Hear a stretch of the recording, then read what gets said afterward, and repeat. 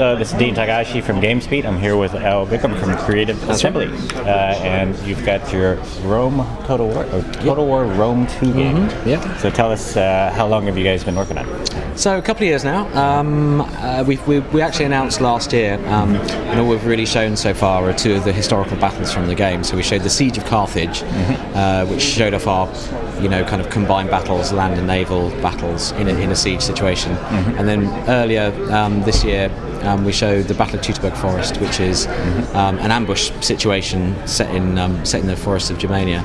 So here at E3, we're showing the campaign map for the first time, showing it in the complete extent of the campaign map, and we're letting people get hands-on with a battle as well.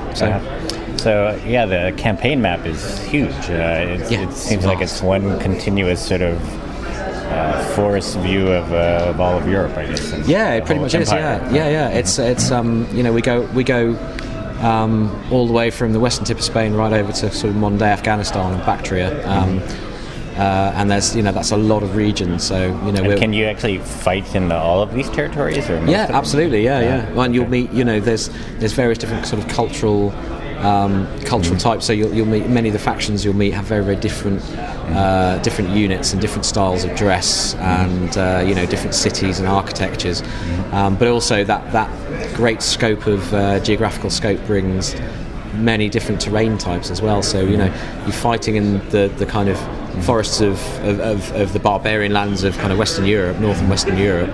It's very different from that sort of the baking sands of Egypt, for example. So you've got some very different terrain types right around the world. So yeah, lots of variety. It sounds like a hugely ambitious game compared to some of the previous ones. I think it's safe to say it's the most ambitious, almost scarily so when you're making it. It's a big game. Our budget is 40 to 50% more than any Total War game to date, and our team is the biggest it's ever been to sort of make this. But it's important to note as well that greater size doesn't really bring greater complexity necessarily. We've got lots of interesting new features and modifications to existing Total War features, but we're not trying to make the game more complicated. We have this region province system. You do have this new political part of the game as well. Yeah, that's right. Yeah, political factions, different houses within Rome. Yeah, precisely. So say you're playing as the faction of Rome. Yeah, you'll have two other great families, and you can choose which family you play as well. They come with their own traits and sort of strengths and weaknesses. Get a little civil war going sometimes. Yeah, exactly. Yeah, if you get too powerful and the other families don't like it, they might send the centurions in. And then suddenly you could be expanding across the map, and you've got armies rising in your own territories to fight you and try and wrest control of Rome from you. So if you're going to be leader of Rome, you've got to be pretty careful. Or maybe you want to play for that. Maybe you want a civil war. That's your choice. You're the leader of Rome, so. And on the sort of the tactical battles here, we have a sort of Ptolemy against Julius Caesar here. Battle. So tell us about setting that up. So, the battle is essentially, it's a reflection of the Battle of the Nile from 47 BC, which was, so this will appear in the game as a historical battle, as a one-off, you can just sort of play it aside from the main campaign. And the setup really is that, at the time, Caesar had entered Egypt and was supporting Cleopatra in her bid for the throne of Egypt, which then was under control by Ptolemy the 13th. So this battle, what's funny is, so this battle in history was a kind of classic, Julius Caesar victory. You had all these you had this massive Egyptian army sat on a hill, knowing that they had an excellent defensive position, and there were two approaches to this hill. One was an easy kind of road up, and the other was a really, really steep climb.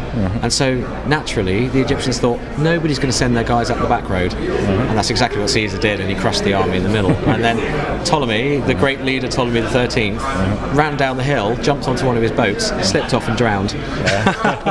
So you're like, it's almost a comedy trombone moment at the end, for poor Ptolemy. So you're going to try to capture a lot of this drama, I guess. So not only you have a strategic view, you can control the whole army at once, basically, but you also have the sort of soldier's eye view here. Exactly. Yeah. I mean, the aim, one of the kind of chief aims with Rome 2 is to is to extend the scope at both ends of the spectrum, the macro and the micro. So the world is vast, but it's full of human interest, you know. And you dive into battle and you get down to the soldier's eye view, and you see what those guys are going through. You see the combat animations as they're squaring off with their opponents. That seems like the hardest part, like the micro animation here. Well, I mean, to me, it's never quite been exactly right. It's a difficult thing to achieve. It's a very hard thing to achieve. Because you have to.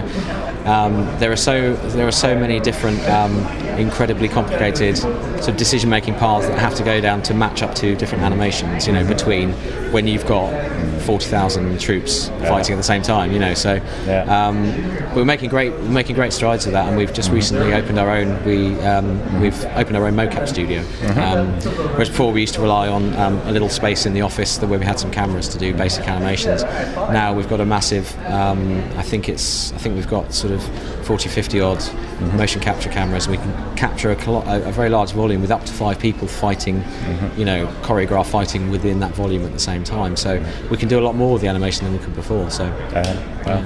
So it sounds like a big game. Still got a lot of work to do. Yeah, still got a lot to do.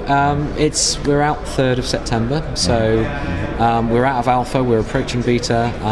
There's still lots of polish, a lot of play testing to do, but all the building blocks are there. Now it's just up to us to kind of polish it all up and make it a really, really great experience. You got to carry that flag for real-time strategy on the PC. That's exactly what we're doing. And turn-based strategy. We're basically 2 games in one. We've got to make 2 games by September the 3rd. All right. But it's all going pretty well, so. Thank you very much, Al. Great. Pleasure to meet you. Okay.